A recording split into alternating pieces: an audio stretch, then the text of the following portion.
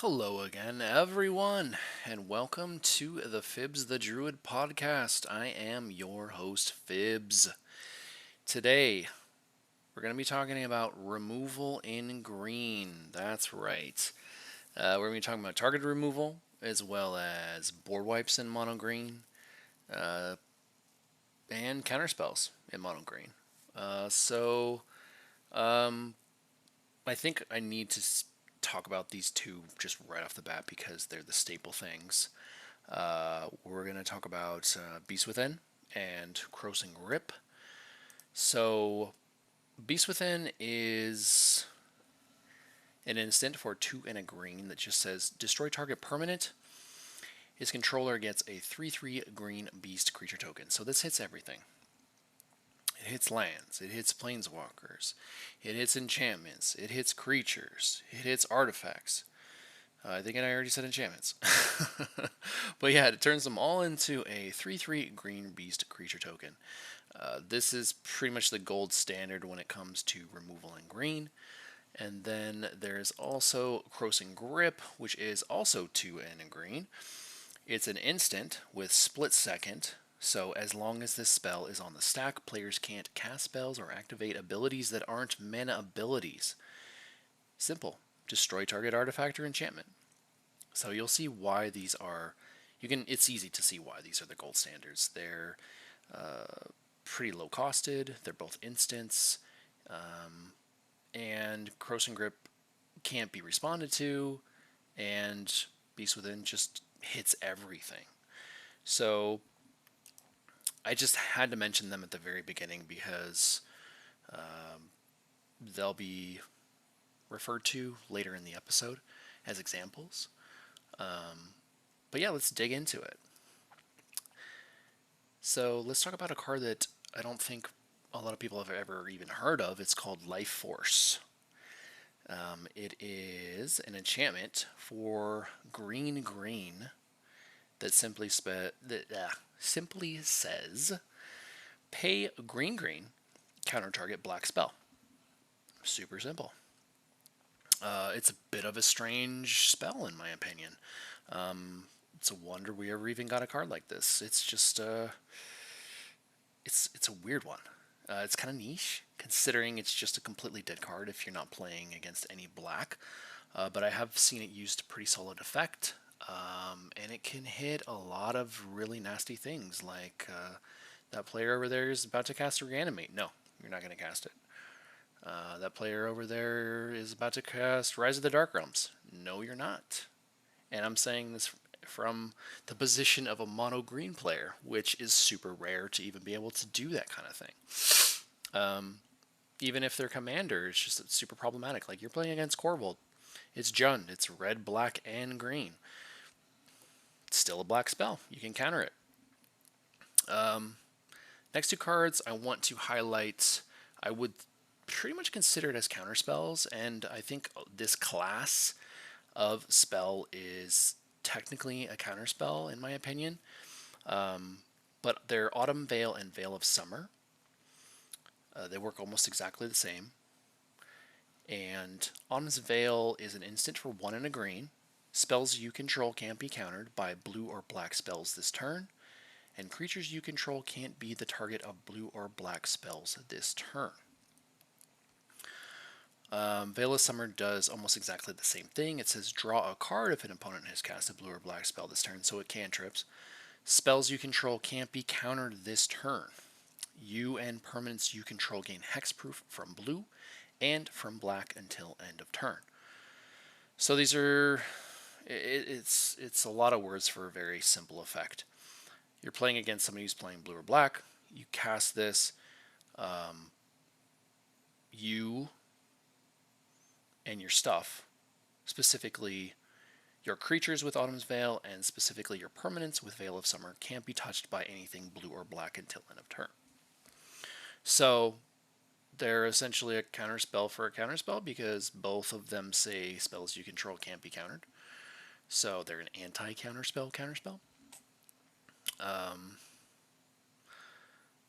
But I'd also like to shout out all of the various instant speed protective spells, which I think personally are like counter spells because they're a one for one. Things like Tamio's Safekeeping, Snakeskin Veil, and Tyvar Stand, they're all, in my opinion, counter spells. Tamio's Safekeeping, 1 and a green, instant, target permanent you control gains hexproof and indestructible until end of turn. You gain 2 life. So somebody's trying to, in any color, let's say they're trying to Source of Plowshares your commander. They're trying to even Beast Within your, I don't know, Zendikar Resurgent. You can save it with Tamio's Safekeeping, which stops it. So it says no, hence why I call these things counterspells. Tyvar Stand. It's instant for X and green, so you can pay as much as you want into X. Target creature you control gets +X and gains hexproof and indestructible until end of turn. So this only hits creatures, not as good as Tamio's Safekeeping in some respects. But yeah, it's also a pump, which is pretty awesome. So if you just finally got that Garruk's Uprising online and now you got Trample and you can pay a bunch into this X to finish somebody off, this could be a protective spell as well as a assured victory kind of spell. Snakeskin Veil, 1 and a green, instant. Put a 1/1 counter on target creature you control. It gains hexproof until end of turn. So it doesn't gain the indestructible. So if it's it can't save you from a board wipe. But then there's also the gold standard among these, which is Heroic Intervention. And Heroic Intervention is an instant for 1 and a green. And it says permanents you control gain hexproof and indestructible until end of turn. This is pretty much the gold standard. It should kind of be grouped in with the Corrosive Grip and Beast Within in that staple category of like, this could be considered a counterspell. This could be considered even those 2 pieces of removal. They're kind of, the removal in green is almost like a, I guess removal is kind of a counterspell. Because it's saying you wanted to do that thing, you don't get to do it anymore. Have a 3/3 or have nothing. Put it in the graveyard. Get it out of here. So yeah, let's move on. I try to run at least Tamios in most of my decks because there's always something worth saving. I've seen a couple of videos advocating moving away from these kinds of effects and just run more effects that try to accomplish Green's goal of just moving up and over your opponents. I can see the appeal, for instance. I don't run this in either my Radagast or NMR decks, which are 100% creature-based decks, so they wouldn't be in there anyway. But yeah, give them a try. They're really solid. Any of those 3 spells, there's tons of them. Tons of target creature gains indestructible, like Blossoming Defense, Ranger's Guile, I think is another one. There's a lot of them. Some of them are more aggressively costed than others, but they all pretty much do the same thing for the most part. It's either giving hexproof for indestructible or both. Next, I want to talk about my 3 favorite removal spells because they aren't really removal in the truest sense of the word. But they do again say that no, so that qualifies them as like a counterspell removal. In my opinion, I think they can be. How would I say this? I guess if you tack them onto like a problematic commander that's about to run away with a game, they just basically pin them to the ground. They don't let them move. They turn them into something else. And again, they say no. So, yeah, the esteemed trio of enchantments. My favorite is Song of the Dryads, Lignify, and Kenris Transformation. I really wish Wizards would print more of these kinds of effects. Blue's been getting a ton of them lately, and I wish that Green would get more of them, because I feel like green is the color of like fairies and wood sprites that would kind of do this kind of magic naturally in any and all fantasy. Are they blue aligned? I don't know. I guess that's up to Wizards to decide. But I think that it's they've already done it before, so why aren't we getting more of it? Hopefully, maybe with the Lorwyn Eclipse set, we'll get more of these effects. Who knows? So, anyways, as I was saying, these enchantments they put in work. Like their cousins, Imprisoned in the Moon is a blue one that turns any permanent into, I think, a colorless land. There's also tons of prison effects in white. These enchantments literally, like I said earlier, they pin those problematic pieces to the board in place. So they can't be zoned if they're a commander, or they can't be put into the graveyard to be reanimated. If it's Song of the Dryads is on them, they can't even be sacrificed because now they're a land unless you have a crop rotation or Harrow or something. You're in those colors to do that kind of thing.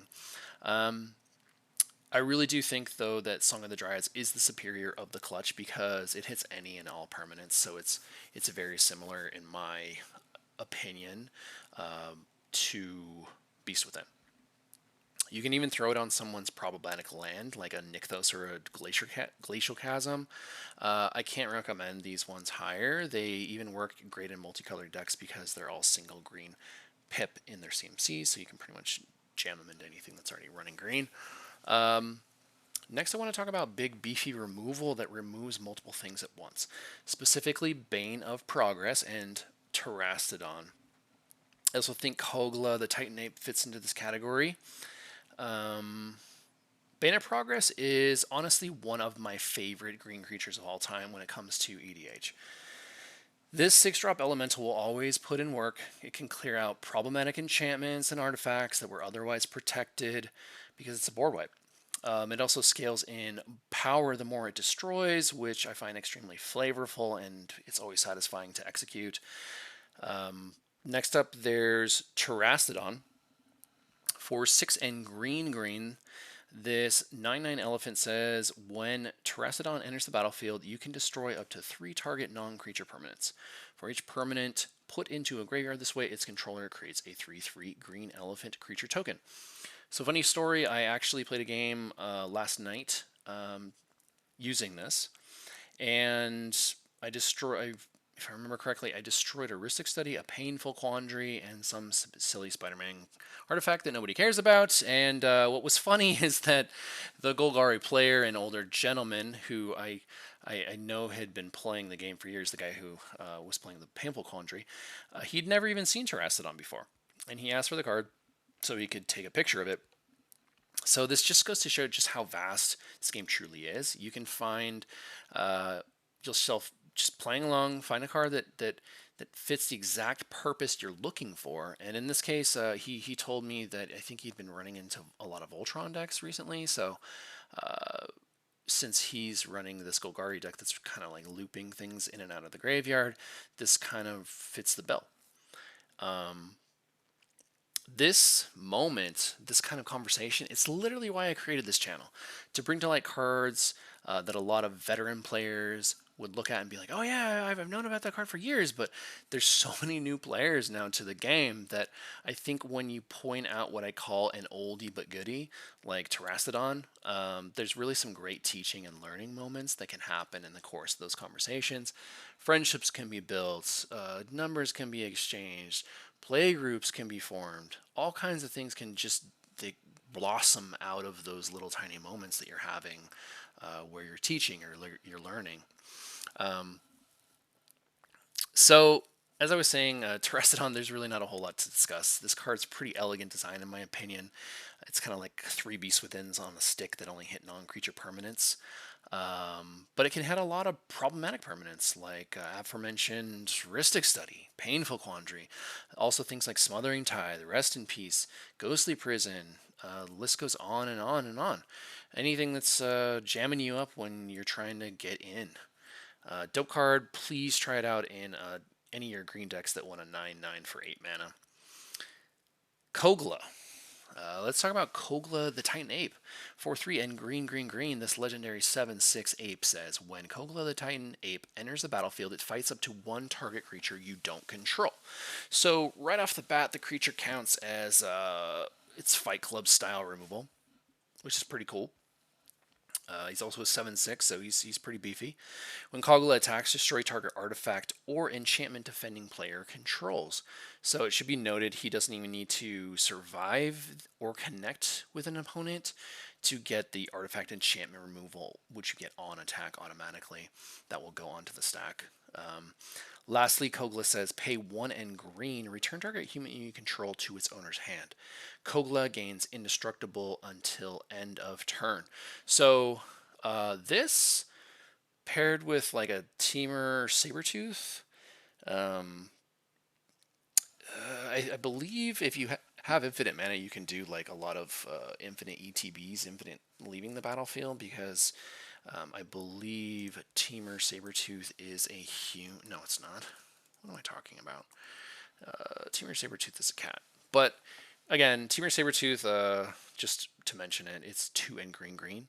Pay 1 and green. You can return another creature you control to its owner's hand. If you do, Teamer Sabertooth gains indestructible until end of turn. So it's that same kind of effect where like you're bouncing something. Teamer Sabertooth is probably better at doing this because it doesn't just look at humans, but Kogla, it can do it to with some pretty good targets. Eternal Witness is a human. Timeless Witness, also a human. Slippery Bogbinder, another human. That one I think gives like hexproof on the ETB. Everybody pretty much knows what Eternal Witness and Timeless Witness do. Their ETB, get something out of your graveyard back to your hand. It's a regrowth on a stick. Awesome cards. But yeah, you can just you can keep doing it with Kogla. So he really does it all. He's a highly destructive legend that can do a lot of work if if left unchecked, especially against Enchantress and artifact-based decks like Brea or Sithis. Those two decks are a lot of times trying to assemble some kind of combo, but if you can break up that combo by smashing one of the crucial pieces with that on attack destruction effect, then you might be able to get in there for the win with some of that sweet combat damage. I also want to mention a weird piece of removal because it really only cares about planeswalkers, and there's not a lot in green that you can use to hit planeswalkers. I believe Devouring Tendrils is another one that comes to mind, but Questing Beast is kind of like this. It's a bit of a Swiss Army knife of a creature with a ton of relevant abilities. One of which happens to be Planeswalker Ape. Questing Beast is a legendary 4/4 beast for 2 and green, green. It's from my favorite set of all time, should be mentioned, Throne of Eldraine. It has Vigilance, Death Touch, Haste. Can't be blocked by creatures with power 2 or less. Combat damage that will be dealt by creatures you control can't be prevented. And whenever Questing Beast deals combat damage to an opponent, it deals that much damage to target planeswalker that player controls. So if you're running into any kind of like Atraxa Super Friends deck, and you play this, maybe give Questing Beast double strike somehow, and you could take out 2 planeswalkers at once. And it cuts through fogs, so it's a pretty cool piece of creature technology, if you will. Try it out. Again, it could be jammed into like pretty much anything. Every time I've put this in a deck, it always does work in unexpected ways, especially if you're trying to go wide and win through combat damage. That's, I guess, the most expected way. But there's 2 more sections I want to go over before I call it a night, namely Fight Club style effects and board wipes, which they exist in limited fashion in green, but we also have access to colorless, so there's actually quite a few relevant colorless ones. As a side note, I do want to note before I go on into the Fight Club and board wipe style effects that there are some cute things that you can do in green with changing permanents into artifacts. Namely, you can use Liquimetal Torque, which I believe is also a mana rock.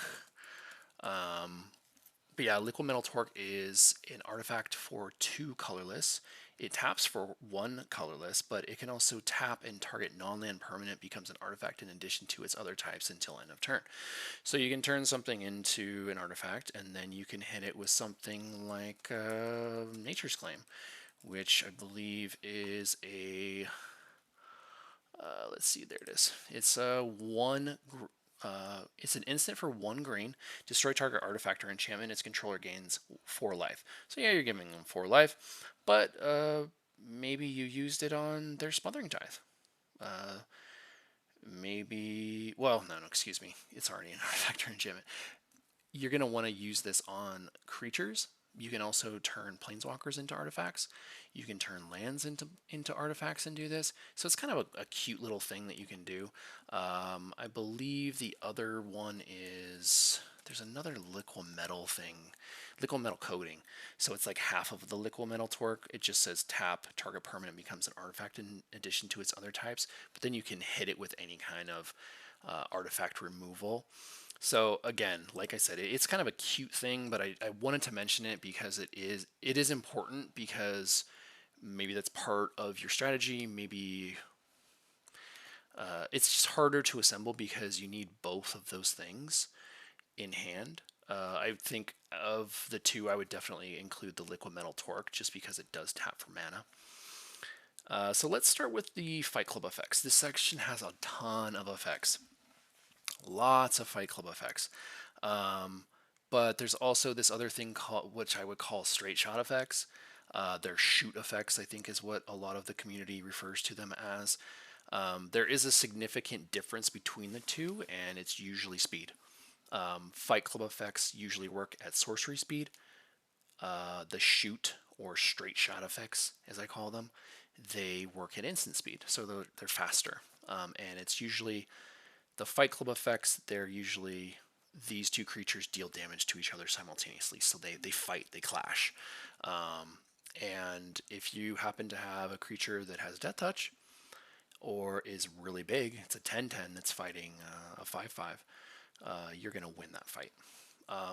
The shoot effects, they shoot. They basically shoot an arrow. It's like target creature, one of your creatures deals damage to one of their creatures, so it's shooting it. They're not actually hitting each other. You're hitting it. It's not hitting back.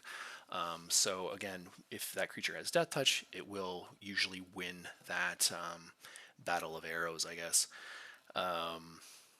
But yeah, before I move on, I kind of want to point out something about content creating that I have started to notice, and I know that a lot of content creators, they say they're not doing this. A lot of websites, they say they're not doing this, but there's so much information about Magic the Gathering that's online now that I just want it to put it out there that I know I'm talking about a lot of stapley things. I might be even talking about things you've never heard before, but I want you to know that EDH is supposed to be creative. These are things that I have learned over years and years and years of, frankly, obsessing about the game and digging in, learning, trying new things out, testing things. That card didn't really work very well, but it might work really well in something else. So I want you guys to know that this is not a prescription. I am not telling you you need to do this with all of your decks, specifically your mono green decks. These are just tools that I use. For the most part, I'm always talking about something that I have personally used to great effect. Over time, or it might be something that's brand new that I'm using that I'm like, wow, this card is amazing.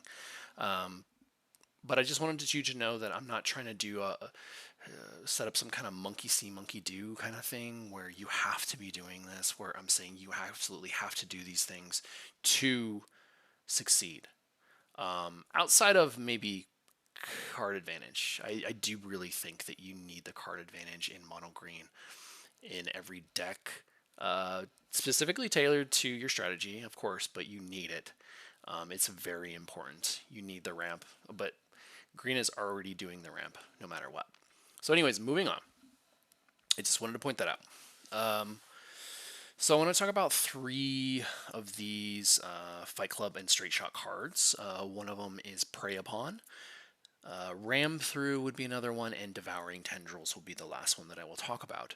Prey Upon is a sorcery for 1 and a green that just says target creature you control fights target creature you don't control. I believe this is like the original Fight Club card.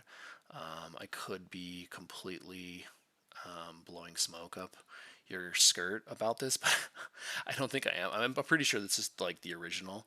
It's super simple. So your creature hits somebody else's creature, and that creature hits your creature. This is outside of combat damage. So this is they just simultaneously hit each other.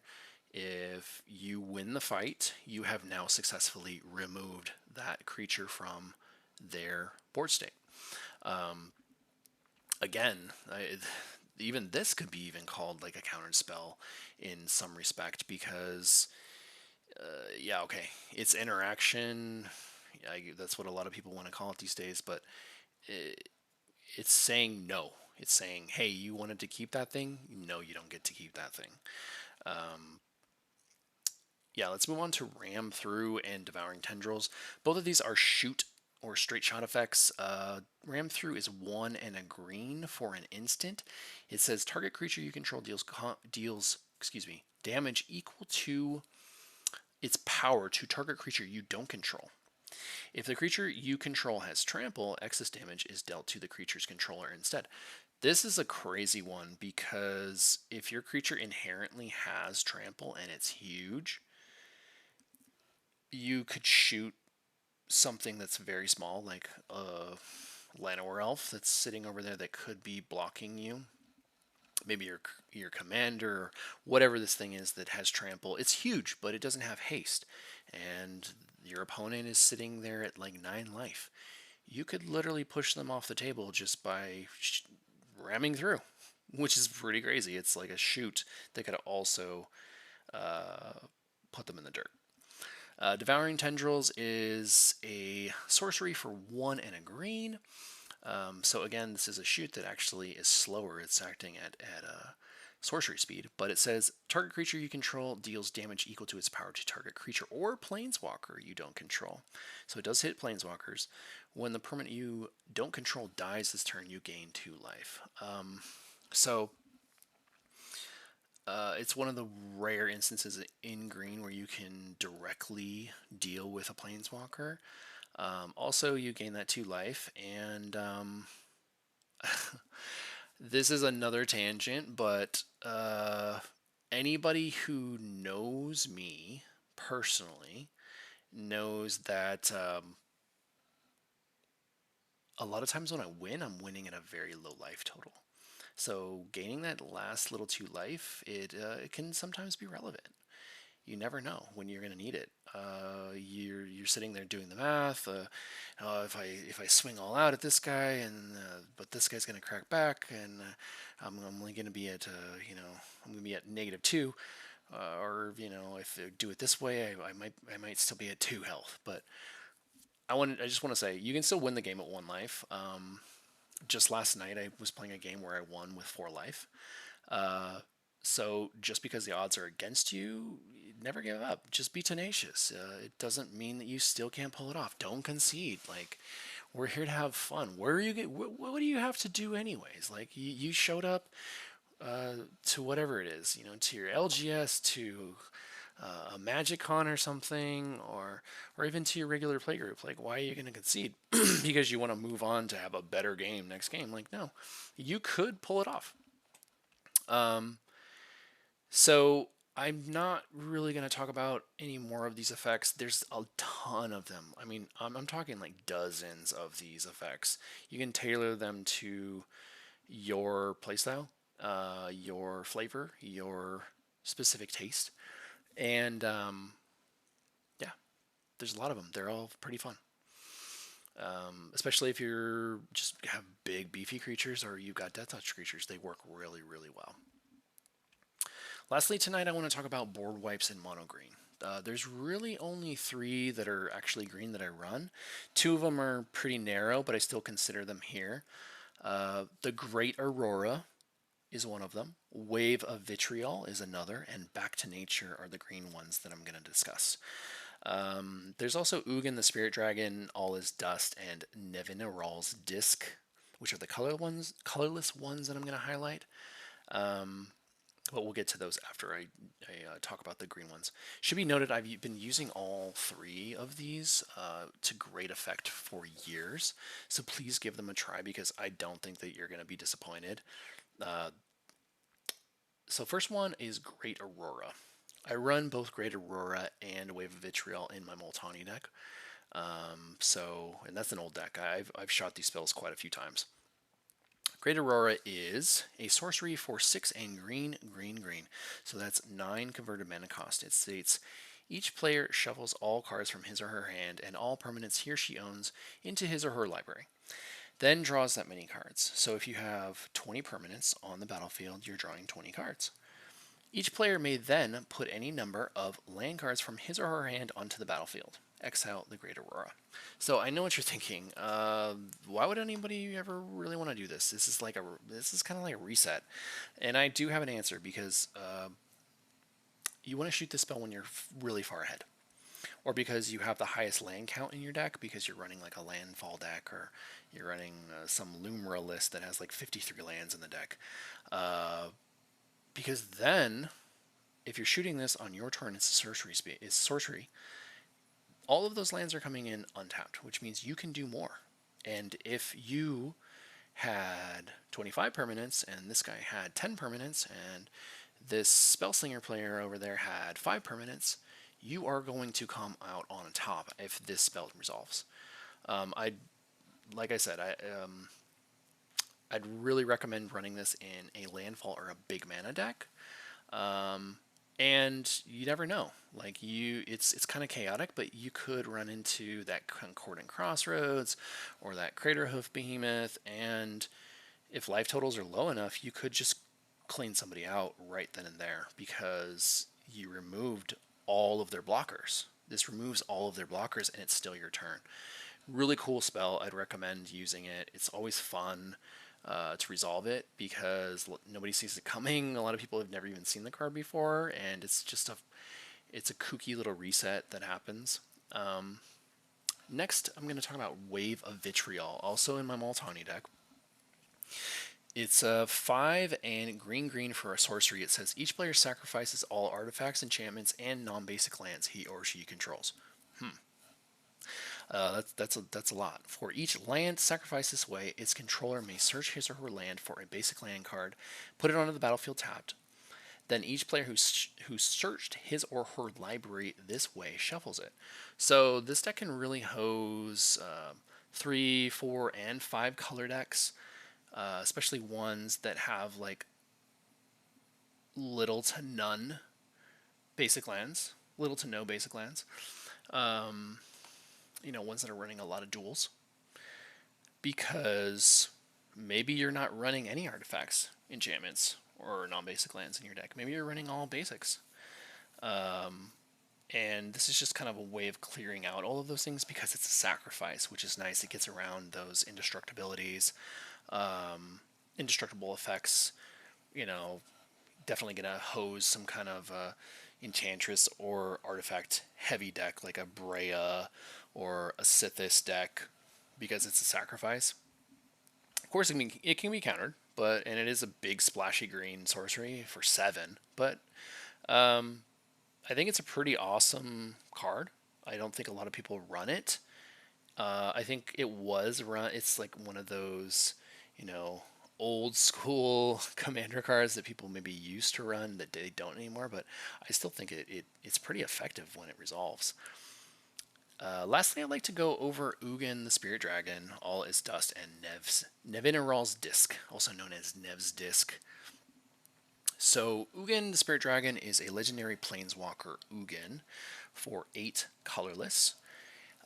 He enters with 7 counters on him, 7 loyalty counters. You can +2 him, deals 3 damage to any target. You can -X, exile each permanent with converted mana cost X or less that's 1 or more colors, so there's the board wipe portion. Or you can -10, gain 7 life, draw 7 cards, and put up to 7 permanents from your hand onto the battlefield. that last effect is really, really powerful if you can resolve it, especially in like a permanence mana deck. Like I believe I run this in my, I think I run it in my 6 deck, and I think I might run it in my Multani deck, but I think it interchanges between those two. But yeah, the minus X is really what we're looking at here. So you can exile each permanent with converted mana cost X or less that's 1 or more colors. So he comes in with 7 loyalty. You can immediately -7 him and clear out everything that has any kind of color pips on it that is 7 or less, and you're exiling it. So that can get rid of a lot of stuff. But you can also use it strategically, where like maybe your most relevant permanents now are like an 8 or a 9 drop because you've been sticking around, you've been slugging it out. A lot of your little things have died already, or maybe there's little things that you don't care about anymore that you don't care about exiling, but you're clearing out the rest of the board to get in there. A lot of times when this resolves, I've seen it where players, they don't really use it this strategically. It's kind of like a fail-safe button, and they'll just immediately -7 it. But I've actually successfully defended this for multiple turns. It does draw a lot of hate, but you know, hey, we're playing aggro usually anyways, in mono green. Next, I want to talk about All Is Dust. It is a 7-drop tribal sorcery Eldrazi. It simply says each player sacrifices all permanents they control that are 1 or more colors. So if you happen to have any Eldrazi's or any other relevant colorless effects on your board, like Ugin the Spirit Dragon that I mentioned earlier, or like any big Eldrazi Titan like an Emrakul or something, this is a pretty cool board. This is just a straight board wipe that will most of the time just completely clear the board. Just as effective as like a Damnation would, or Toxic Deluge would. Good card. Run it if you need it. But maybe you don't need it. I don't know. Last thing I want to talk about, Nevinyrral's Disc. It is a 4-drop artifact. Notably, it does enter tapped, but then you can pay 1, tap it, destroy all artifacts, creatures, and enchantments. So this is a time-delayed one, but you can do some pretty nasty things with this if you can make all your permanents indestructible with things like, I don't know, Mycosynth Lattice and Darksteel Forge combo, where all your stuff is now artifacts, but they're all indestructible. Or if you're in white, you could do it as easily as just dropping an Avacyn with this out, because then you can just keep wiping the board. Again, I don't know if you necessarily need these effects, though. So this kind of comes to my conclusion of the episode. As I was looking at all of these pieces of removal, these so-called counter spells, these so-called protective spells, these board wipes, I kind of came to the conclusion that green doesn't necessarily want or need all this removal, especially board wipes. Like, yeah, they're kind of like a get-out-of-jail-free card, but if you're playing aggro, maybe if you're playing combo, you need them. Maybe. I don't know. But if you're playing aggro, if you're trying to win through combat damage, at a certain point in the game, if you can't rubber band, if you can't pull stuff out of the graveyard and keep going, then you've lost. And that's okay. It doesn't necessarily mean you should concede. You should play it out. But I just feel like the inclusion of lots of removal into all EDH decks these days, it just feels like so controlling, in my opinion. It's like turning all decks into mid-range or control decks, and there's other things you can do. I want to play aggro. I would do it regularly. I win with it regularly. It's fun. Always. I always have a good time. So I could advocate for playing less removal. I know that like online everybody says, oh, you need to play more removal, but we're talking about mono green here. I'm not talking about decks that are running black, blue, or white. I'm not going to advocate for running less. so we could all have a good and hopefully not frustrating time. But, you know, instead I will advocate for just preparing to face your opponent's removal, because they will have it. So make sure that you're building your deck to include things that are preparing for the inevitable board wipe. It's hard to really get out of a farewell. Pretty much it'll hose you no matter what.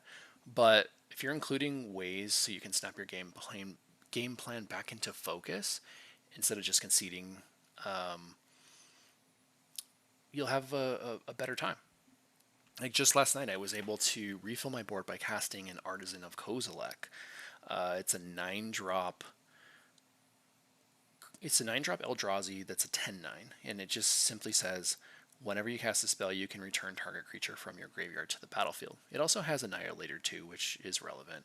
But I was playing Radagast, and I had refilled my hand the previous turn with, I think, like 6 creatures. And I cast my Artisan of Kozilek, and I got back my Galted Stampede Tyrant, which then dumped all the creatures from my hand onto the battlefield, and I won right then and there.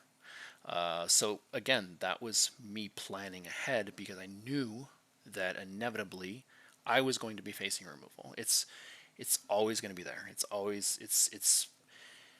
ever, you know, it waxes and it wanes. Sometimes it's, you know, depending on the player, they're running 20 pieces of removal, depending, or 5, or 2, or 3, or none. You never know. Or they're just not going to draw any of it. And then they are running 20 pieces of removal. It's variance in the game, but you should be prepared for it. Otherwise, you're not going to have fun. Or you just need to learn how to lose better, especially if we're playing mono green. Lose more with more grace. So that's pretty much all I have to say about removal. This week I have continued my tradition of brewing up a new legend. So I brewed up an Inara Wolvid Familiar. Man, that's a mouthful. This is a partner, so I paired it with Kamal, Heart of Krosa. I was originally going to do it with Kadama, but I thought Kamal would be more fun. So the deck list really focused on overrun type effects. So I think, you know, bringing Kamal into it kind of pushed me in that direction. But I put things like Zapandrel, Hunger Dominus, and Unnatural Growth, which really steered me in that direction. God Eternal Ronus is also in the deck. So please check out the deck list in the description. Let me know if you like it or not. Let me know if you hate it. So yeah, lastly, I wanted to ask the listeners, please, in the comments, share with me maybe some pieces of removal or counter spells or stuff in this vein that maybe I didn't go over. Share with me some of your favorites. I might not have even heard of some of them, or I might have completely neglected them, and I've been running them for years. But yeah, get that conversation going. You could also join our Discord, join my Discord for the channel, and hit me up there. You can also reach me at phibbsthedruid@gmail.com. You could also reach me through Moxfield. I think they have some kind of chat function. I've never really used it, but I'm Fibonacci on Moxfield. So once again, thanks for listening and are watching. I really appreciate all of your time and your support. I hope these videos have been informative. I created this channel to fill a niche that I felt I haven't personally been able to find it online. So I hope that y'all are enjoying this content. Please like and subscribe if you haven't already. I'll see you next time. In the next video, I will be going over utility lands and landfall decks. And until next time, cheers.